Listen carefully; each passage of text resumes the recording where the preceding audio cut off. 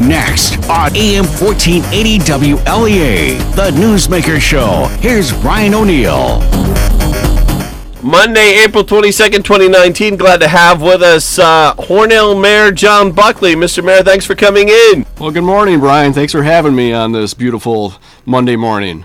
Earth Day. Earth Day, yes. Happy Earth Day, everyone. Well, you had a town hall. You had Senator Tom O'Mara. You had Assemblywoman Marjorie Burns.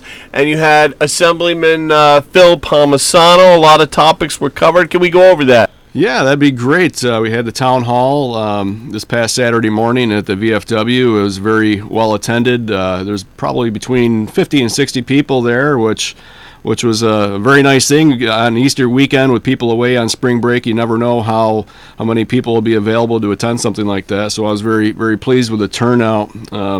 Covered a lot of topics. We went for about 2 hours, and it was very, very productive. A lot of back and forth with the audience. A lot of great questions from the audience, and covered a lot of ground.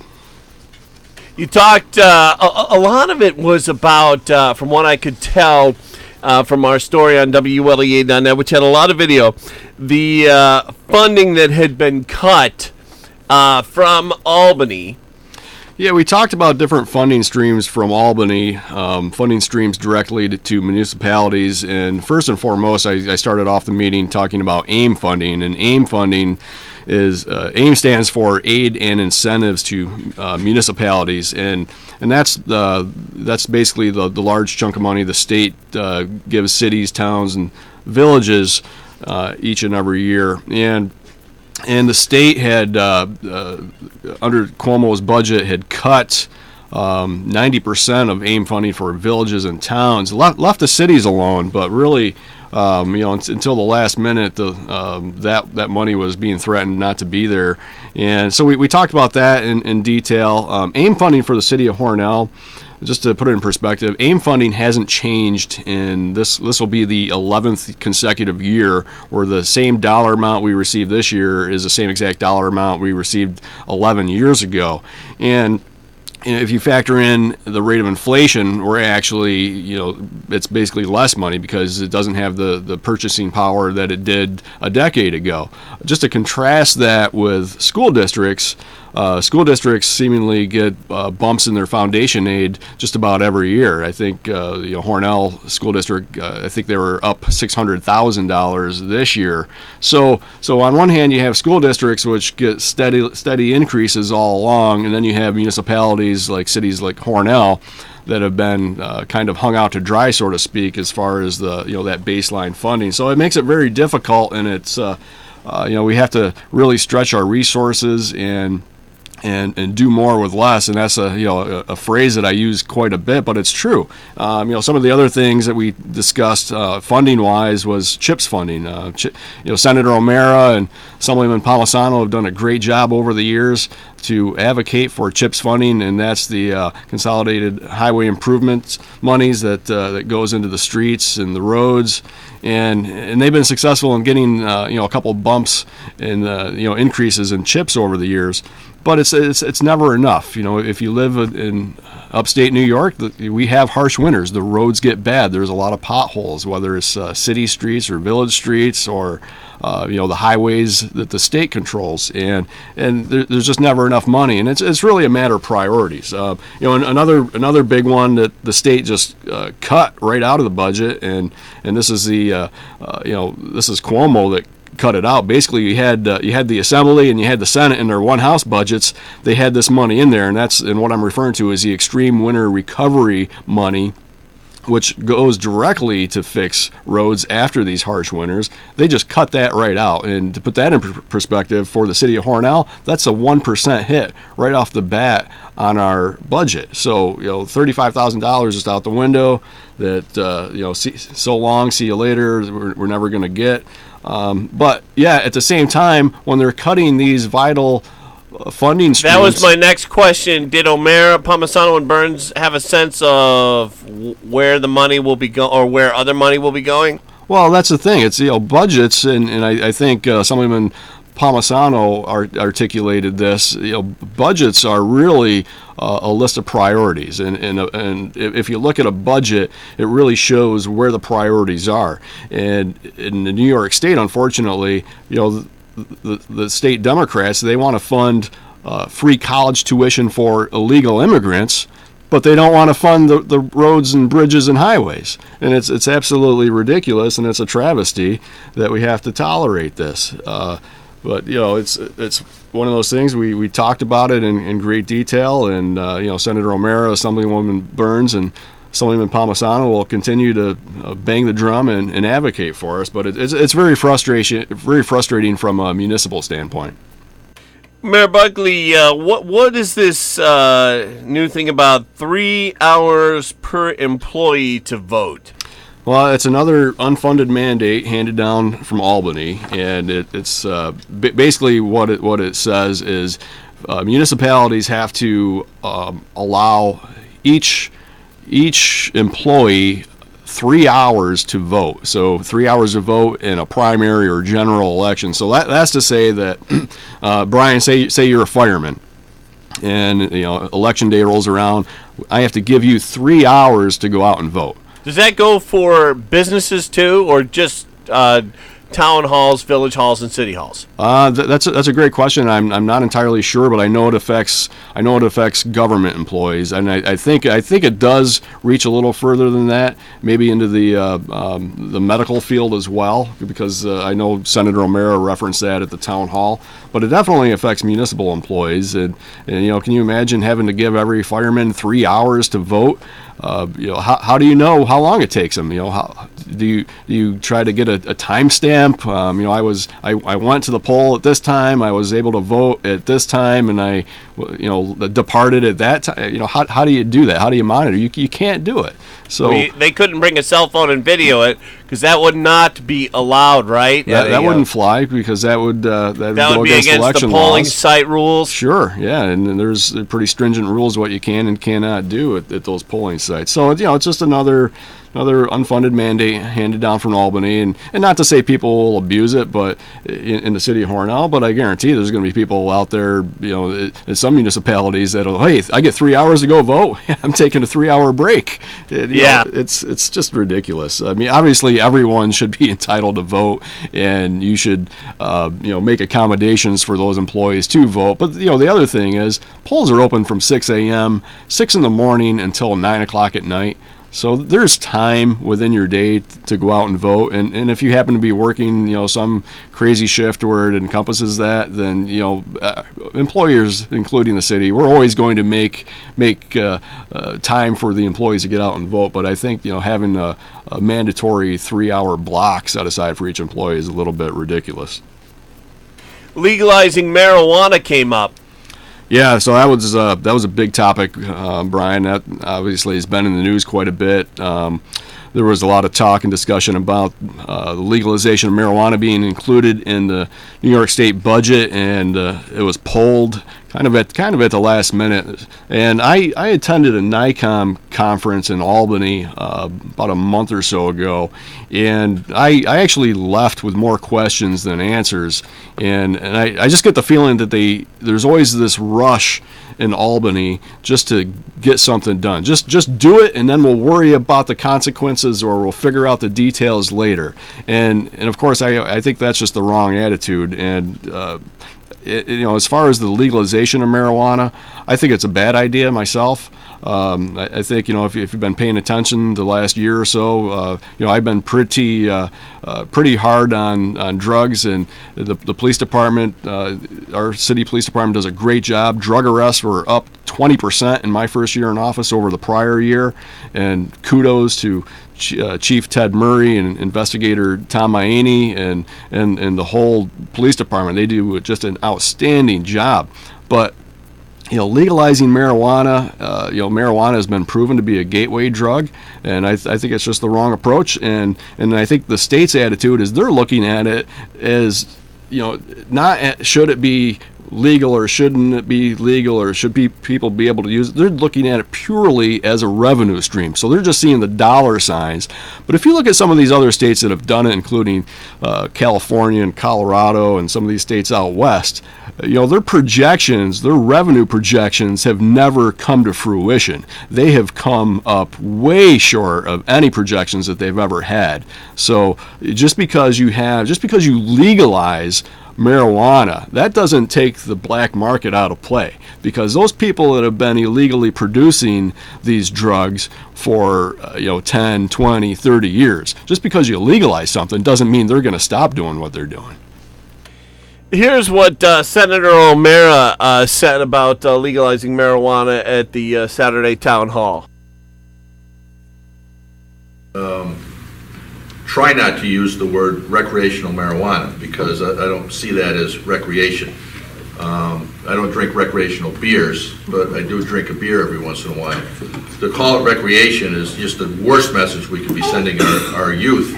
We've got a lot of issues in this to deal with. And you can say, well, there's marijuana, some people drink, some people prefer to smoke, it's their relaxation, whatever, not recreation. But the factors are that law enforcement has a very difficult time determining impairment or intoxication under drugs. There is no breathalyzer for marijuana. Employer-employee working relationships, it's just unknown what the consequences of this can be, because there is no breathalyzer to tell us whether somebody's impaired by marijuana on the job. And if you're subject to a drug test, the drug test only tells you whether that person smoked marijuana really in the last 30 days as a general. So O'Mara raising a lot of important issues there, I think. Well, I think the senator, he has a very thoughtful approach to the issue, and he's obviously, it's been something that's been discussed and thought about, quite a bit. But he raises a lot of good points, and from a mayor standpoint, from a municipal standpoint, if marijuana is legal for everyone, then it's legal for employees. And how do you gauge that? The senator referenced that. If you get pulled over and you're drinking and driving, you can administer a breathalyzer and you know what the blood alcohol level is. Marijuana, not so much. Yes, it's in your bloodstream, but how much, how recent, we don't know. What if it's a police officer? What if it's a fireman? What if it is a snowplow driver? Do you want your snowplow driver out in the middle of the night who just got called in for a snowstorm to be, just to have been smoking marijuana? How do you, from a management standpoint, how do you regulate that? How do you gauge that? How do you control that? I don't know. There's more questions than answers at this point, and I think trying to chase the dollars is just the wrong approach. It seems like New York State has this habit of chasing dollars and really encouraging bad behavior. If you remember a few years back, Brian, there was this big push from Albany to go out and build all these different casinos around the state, and again, they were chasing the dollars. Oh, these are going to be big revenue generators, and they're going to have one in this region, we're going to have one in that region, and people are going to come and spend money. Well, yeah, maybe, but it never really came to fruition as far as the projections again. And what you're doing is encouraging bad behavior. Gambling has ruined lives. It's ruined people financially. It's ruined relationships. It's ruined marriages. And, marijuana, I just would kind of lump into the same thing. You're just really encouraging bad behavior. And we can have the debate about alcohol and, the damaging effects that alcohol has, and they're real. And I'm not making any apologies for the consumption of alcohol, but you don't compound societal problems by adding more problems and more layers, which tax the city governments and county governments and police agencies and everything else. There's just so many layers to it, Brian. I don't think it's been very thought out. Now, there were a lot of other topics that came up at the meeting, things like voter ID and STAR rebate program changes. We're going to take a break. When we come back, we'll talk about those and some hearings coming up in Hornell. Stay with us on the Newsmaker Show. We're talking to Hornell Mayor John Buckley. Ever wonder why Europeans seem to speak so many languages? Maybe it's because they use Babbel, the #1 selling language learning app in Europe. Babbel's award-winning technology gets you speaking right away, whether you're learning Spanish, French, or German. And best of all, you'll remember what you've learned. I always thought I was bad at languages, but after using Babbel, I can tell you I was just taught the wrong way. Using Babbel's 10 to 15-minute lessons, you can be speaking confidently in your new language within weeks. I was amazed that I could start having real-life conversations right away. It was so fast. Now I'm speaking Spanish. Woohoo! No wonder Babbel is the #1 selling language learning app in Europe. Try it for yourself and see why Babbel is the quick way to get conversational in a new language, like Spanish, French, or more. You can try Babbel for free. Go to Babbel.com or download the app and try it for free. That's Babbel, Babbel.com, or download the app to try it for free. That's Babbel.com. Checking in now with meteorologist Gary Best. Not looking too bad for today, Brian. We've got some patchy low clouds and a little bit of fog in spots this morning, but the clouds are going to break up, and we're going to see sunshine developing, especially so during this afternoon. And with that sunshine occurring, it'll be up between 60 and 65. This morning, sunrise was at 6:19. It's going to set at 8 p.m., so we're going to see that sunset with just a few clouds around during this evening, and partly cloudy, low 40s overnight tonight. We start Tuesday with sunshine. We end Tuesday, though, with scattered showers and thunder showers.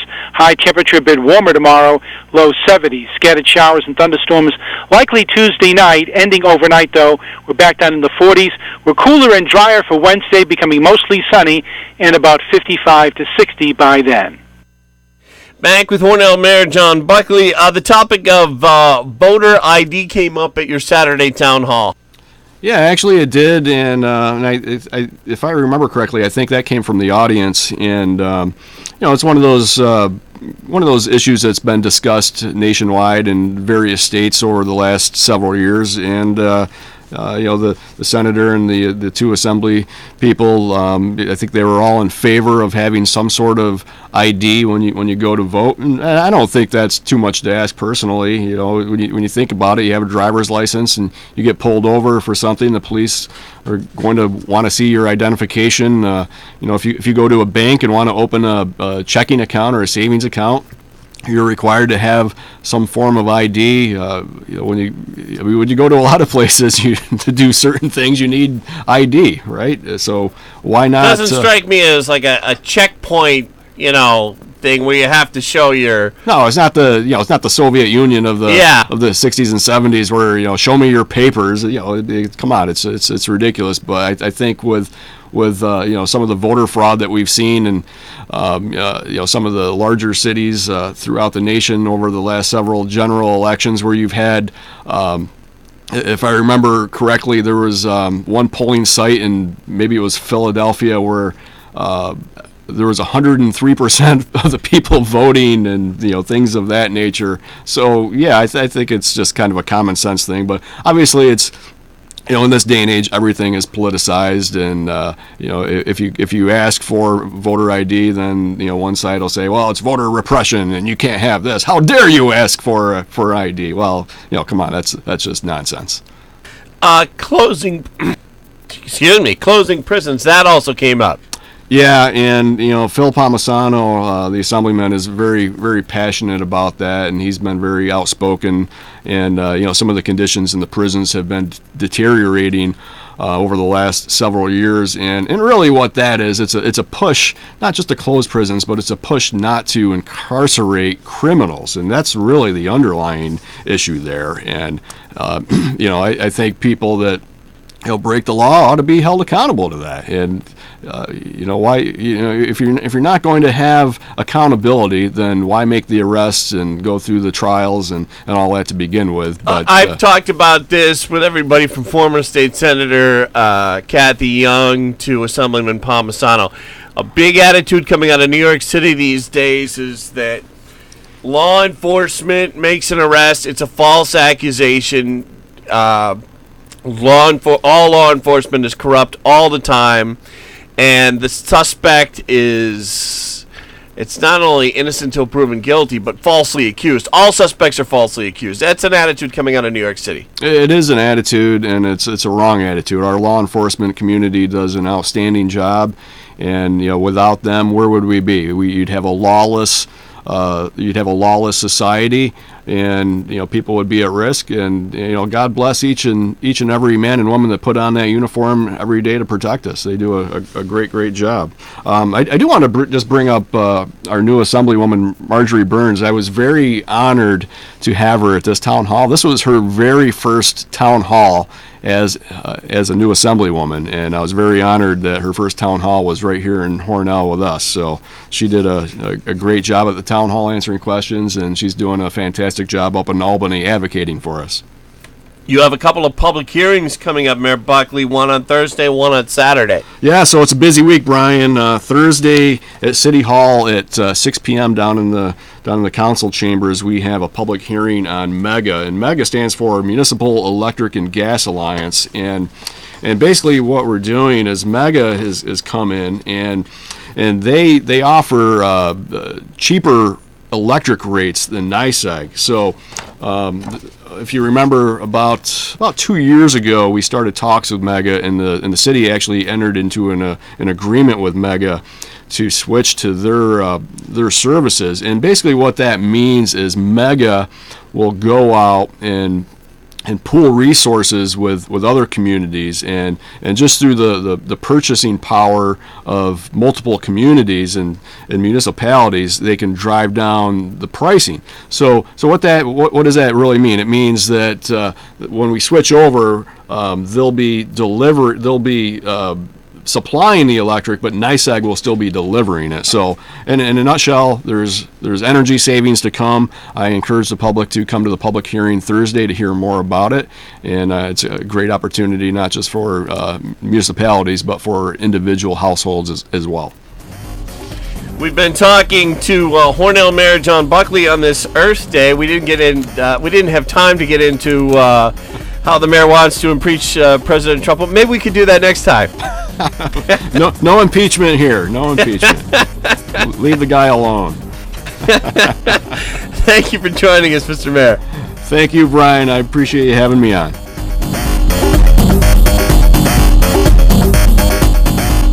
Career Day went a little sideways for students at the Rocky Top Middle School in Thornton, Colorado. One of the featured speakers was Jessica Lahore.